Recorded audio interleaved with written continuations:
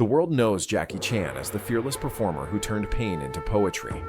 But in the mid-1960s, in a training hall where the days began before light, when nobody was watching and no cameras were rolling, he was just another hungry boy learning that legends are not born from applause, but from the 1,000 invisible mornings when you choose to show up anyway. If calm, documentary stories about icons matter to you, subscribe for tomorrow's chapter in Jackie Chan's Untold legacy. This is the story most people never hear, the one that happened in the spaces between fame and anonymity, told through the eyes of someone who was there when Jackie Chan was still becoming Jackie Chan. My name doesn't matter to history, but I remember the boy who would become a legend, and I remember the days when greatness looked like nothing more than discipline wrapped in silence. Every morning began the same way, with the sound of wooden chopsticks clicking against ceramic bowls echoing through the training hall, like a quiet metronome marking time until dreams might become reality. The rice was always the same, plain white grains that had been stretched with just enough water to fill bellies that had grown accustomed to expecting less rather than more. We would sit in rows on worn wooden benches that creaked under even our slight weights, boys who had been sent here by families who believed that discipline could carve character from children the way water carves canyons from stone. Jackie, though we didn't call him that then, would always sit 3 seats down from me, close enough that I could hear the way he chewed each grain slowly, deliberately, as if he understood even then that this simple meal was both sustenance and lesson. The masters had taught us that hunger was not just about food, it was about wanting something so badly that you would endure anything to get it, and every morning that bowl of rice reminded us that we were here to learn the difference between needing and wanting, between surviving and thriving. The hall itself was sparse in the way that only places dedicated to serious purpose can be sparse, with high ceilings that made our small voices echo, and wooden floors worn smooth by decades of bare feet learning to move with intention rather than accident. Sunlight would filter through tall windows, creating geometric patterns on the floor that shifted throughout the day, like a sundial marking our progress from ignorance toward something that might eventually resemble skill. There were rules in that place, unspoken but understood, that governed everything from how we held our chopsticks to how we bowed when the masters entered the room. Respect was not a concept we discussed. It was simply the air we breathed, woven into every gesture and every moment of silence between instructions. After the morning rice came the training, and training meant repetition on a scale that would have broken minds less hungry for transformation than ours. We would line up in perfect rows, our bodies becoming instruments in an orchestra of movement where the conductor was time itself, and the music was the sound of breath synchronizing with effort, of feet finding rhythm with the earth beneath them. Jackie's movements, even then, had a quality that set them apart from the rest of us, though it would be years before anyone could articulate why he possessed such natural grace in a world that demanded both power and precision.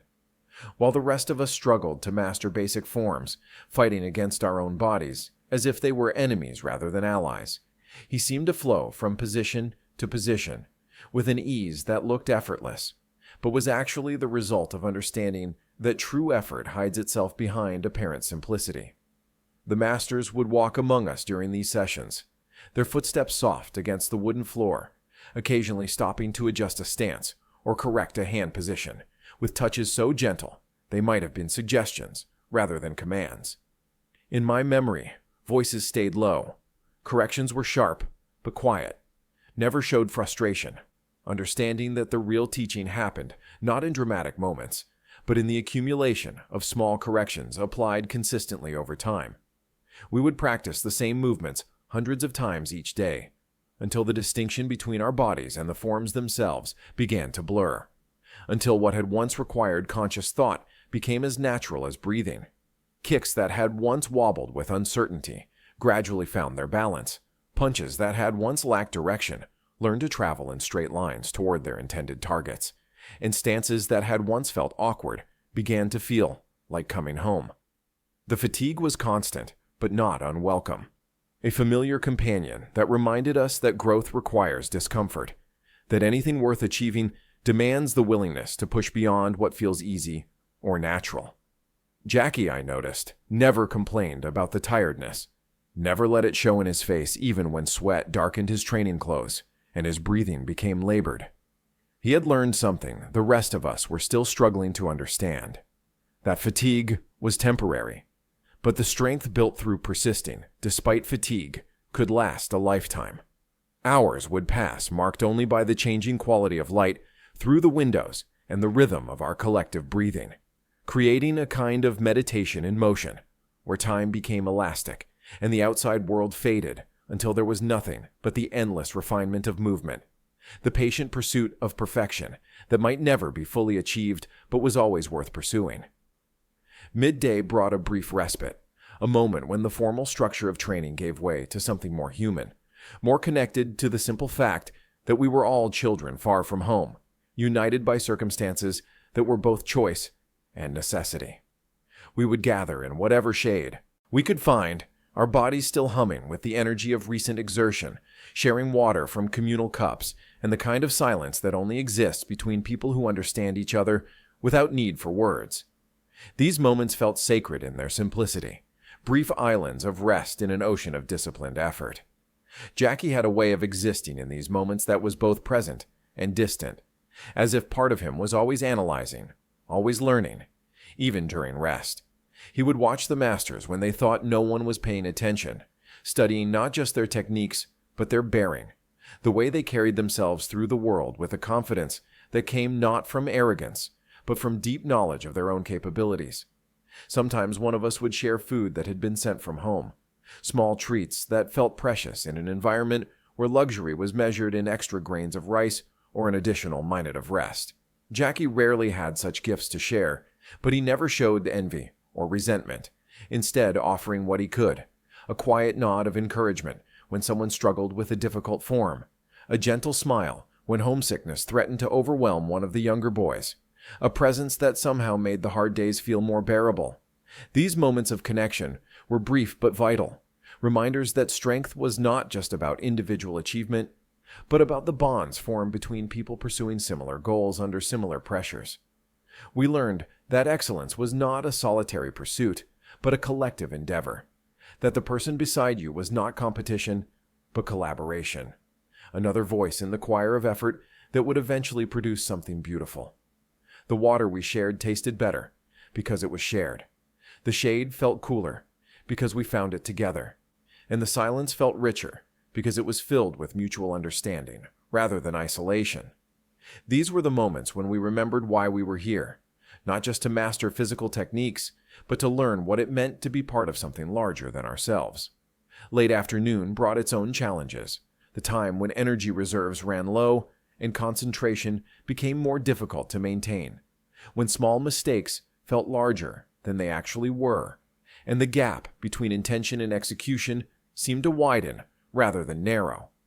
It was during one of these sessions that I witnessed something that would stay with me for decades, a moment that revealed the character that would eventually make Jackie Chan not just a performer, but a symbol of perseverance in the face of seemingly impossible odds.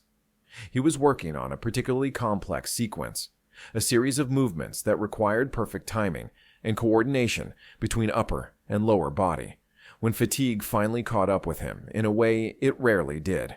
His footing slipped slightly during a transition, not enough to cause injury, but enough to disrupt the flow he had been building, and for a brief moment his composure cracked in a way that revealed the intense pressure he placed on himself to exceed not just our expectations, but his own impossibly high standards. The master, who had been observing, made no comment about the mistake, offered no criticism or correction, simply waited with infinite patience for Jackie to reset himself and continue. But I could see something shift in Jackie's expression, a tightening around his eyes that spoke of frustration deeper than the simple disappointment of a missed movement. He was learning something that all truly dedicated artists must eventually confront, that the path to mastery is paved with failures both small and large, and that the ability to recover from these failures with grace and determination is often more valuable than natural talent alone could ever be. He repeated the sequence immediately, then again, each repetition slightly better than the last, but still not quite achieving the standard he had set for himself. Where others might have grown frustrated or given up, Jackie seemed to find focus in the difficulty, using the initial failure as fuel for the kind of concentrated effort that transforms obstacles into opportunities for growth. The other boys watched this display of persistence with varying degrees of admiration and exhaustion, some inspired by his refusal to accept defeat, others wondering if such intensity was sustainable or healthy. But I understood even then that what we were witnessing was not just dedication, but the forging of a particular kind of character, the kind that would later allow him to perform stunts that others considered impossible, not because he felt no fear, but because he had learned to find strength in discomfort, progress in repetition, and victory in the simple act of trying again. When he finally achieved the sequence to his satisfaction, there was no celebration, no acknowledgement of achievement, just a quiet nod to the master and a seamless transition into the next challenge. Evening brought a different kind of quiet to the training hall, the soft silence of exhausted bodies and satisfied minds settling into rest after a day of honest effort. We would clean our training area with the same attention to detail we brought to our movements, understanding that care for our environment was inseparable from care for ourselves, that the respect we showed our surroundings would eventually be reflected in the respect the world showed us. The ritual of cleaning was itself a form of meditation, each sweep of the floor a reminder that mastery extended beyond physical technique into every aspect of how we move through the world. Jackie would often linger after the others had gone to bed, not to practice additional techniques, but simply to sit in the emptiness of the hall and let the day's lessons settle into his bones. Sometimes I would join him in this quiet contemplation, both of us understanding that these moments of stillness were as important as the hours of motion. That wisdom came not just from doing, but from reflecting on what had been done. During these evening sessions, he would sometimes share thoughts that revealed depths of understanding remarkable for someone so young. He spoke about the difference between performing movements and embodying them, about how the masters could make the most complex techniques look effortless, not because they were easy, but because years of practice had worn away everything unnecessary, leaving only the essential truth of each motion. He understood even then that what we were learning was not just a collection of physical skills, but a language, a way of communicating with the world through the precision and intention of movement. The bruises we accumulated were not signs of failure, but badges of commitment, proof that we were willing to endure temporary discomfort in service of permanent growth. These conversations, conducted in whispers so as not to disturb the others, revealed a mind that was always working, always analyzing, always seeking to understand not just what worked, but why it worked, and how it might be improved. Jackie had an instinct for finding the humanity in even the most demanding training, for seeing the connection between ancient disciplines and modern life, between individual effort and collective benefit. Years later, when I watched him on screen, I could see traces of those evening conversations in every scene, the understanding that authentic performance comes not from pretending to be someone else, but from finding the most honest version of yourself and sharing it with the world without reservation or apology. What none of us could have predicted during those long days of training was how those hours of repetition and discipline were constructing something far more valuable than physical skill.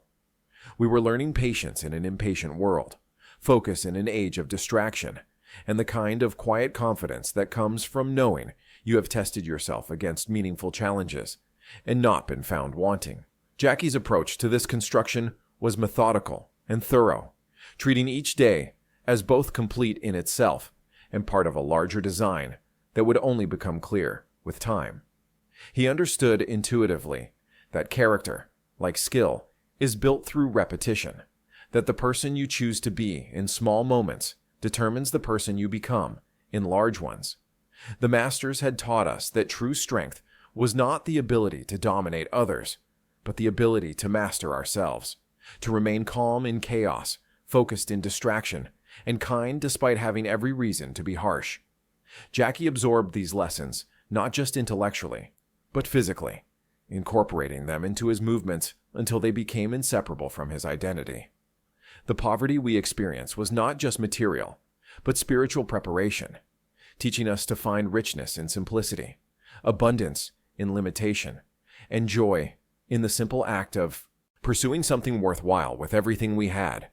These lessons would prove invaluable years later, when fame and success threatened to obscure the values that had created them in the first place.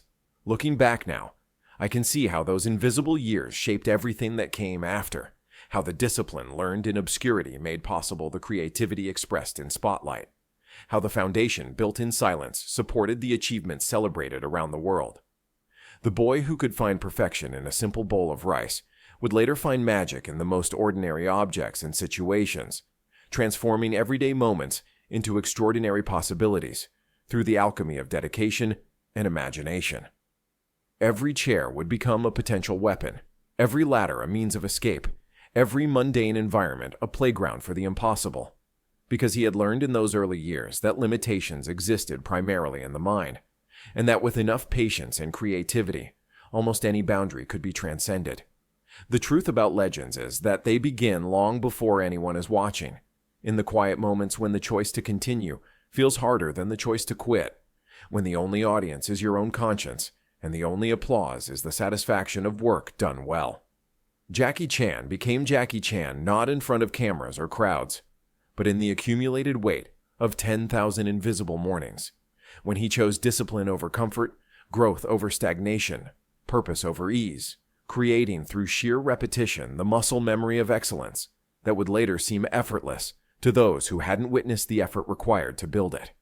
Those of us who shared those early years with him carry memories that feel both precious and private, moments that belong to a time before the world claimed him as its own. We remember not the legend, but the boy who became the legend, not the finished product, but the patient process of becoming that made the finish possible. The techniques he mastered would eventually evolve and change, adapted to the specific demands of cinema and the expectations of audiences around the world. But the character forged in those early years would remain constant, the foundation upon which everything else could be built. In quiet moments, when the noise of fame grows too loud and the pressure of expectations becomes too heavy, I imagine he still returns in his mind to those simple days of rice and repetition, drawing strength from the memory of who he was before the world told him who he should be, finding in those invisible years the peace and purpose that no amount of external success could provide.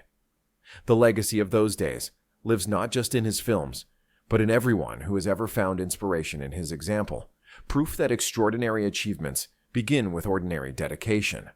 Legends are made not in single moments of triumph, but in the accumulated weight of choosing courage over comfort, day after day, until courage becomes character, and character becomes destiny. The boy who learned to find strength in a simple bowl of rice would spend his life showing the world that there is no such thing as ordinary when approached with extraordinary dedication, that magic exists not in the spectacular, but in the willingness to transform the mundane through the alchemy of persistent effort and unshakable belief in the possibility of becoming something greater than you were yesterday. The sounds of those training days remain etched in memory with crystalline clarity, each one carrying its own lesson about dedication and the price of greatness.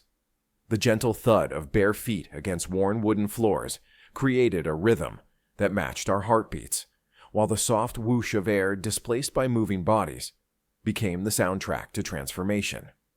Most vivid was the sound of Jackie's breathing during challenging sequences, controlled and steady even when exhaustion threatened to overwhelm him, a testament to the mental discipline that governed his physical efforts. There was a particular exercise the masters favored, one that required maintaining perfect balance on one foot while executing arm movements that tested the limits of human coordination. Most of us would wobble and fall repeatedly, our pride bruised more than our bodies. But Jackie approached these failures with scientific curiosity.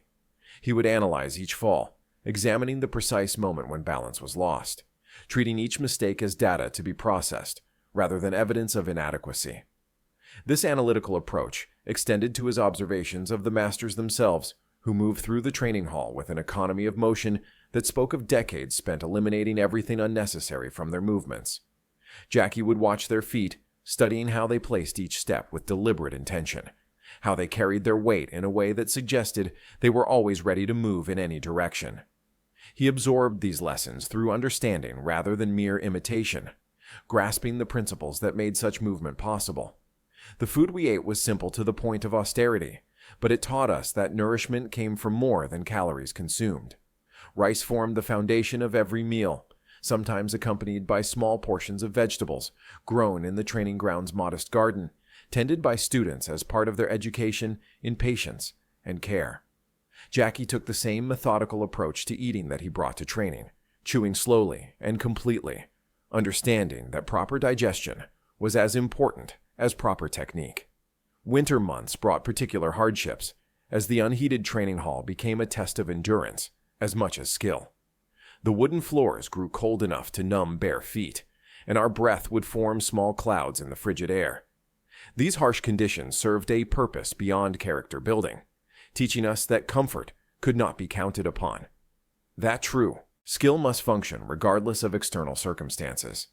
Jackie seemed to thrive during these difficult months, his focus becoming even more intense, as if the cold helped him achieve a clarity of purpose that warmer seasons could not provide.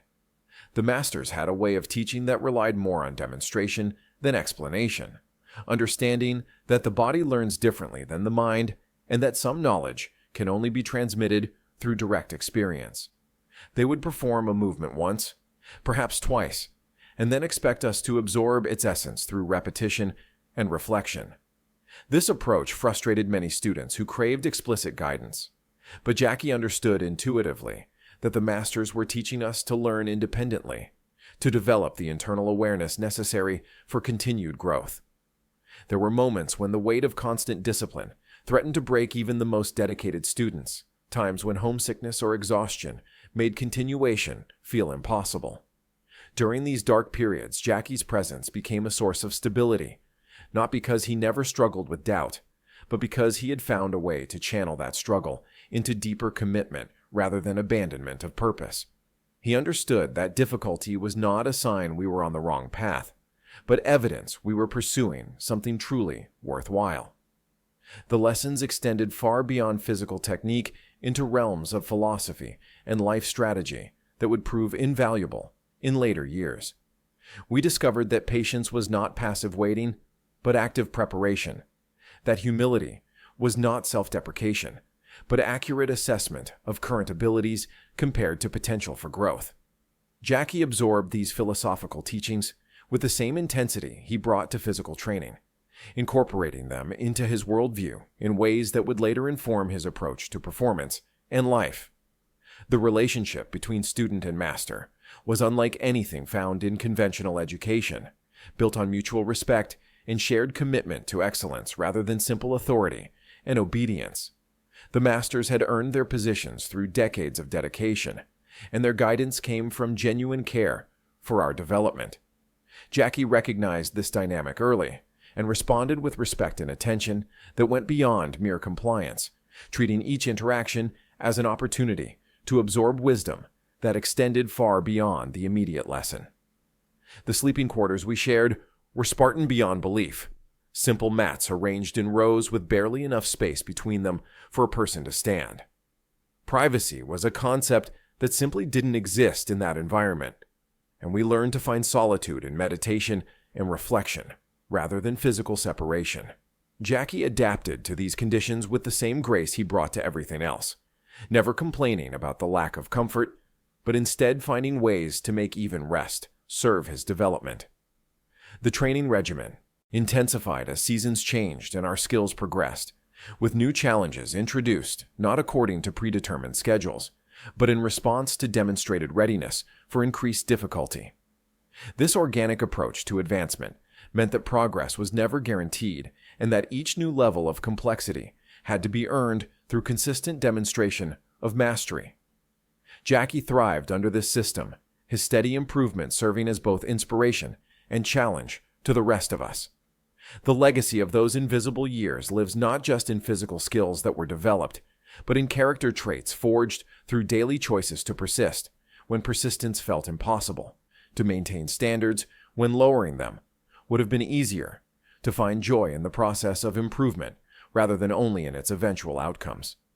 These traits would prove far more valuable than any specific technique, providing the foundation upon which a lifetime of creative achievement could be built.